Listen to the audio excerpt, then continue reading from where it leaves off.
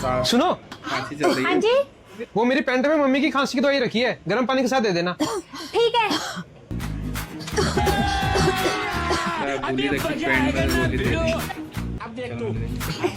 भाई सुनो, ये क्या किस है चीज तो? की दवाई है? ये तो मम्मी की खांसी की दवाई है। तो उस ब्राउन पैकेट में क्या था? उसमें तो चूहे मारने की दवाई थी। मम्मी को क्या पिला दी? मम्मी जी, तेरी क्यों मार पिला दी मम्मी जी, तुझे क्या हुआ? तूने चूहे मारने वाली दवाई दे दी क्या? मार के ला दी। नहीं।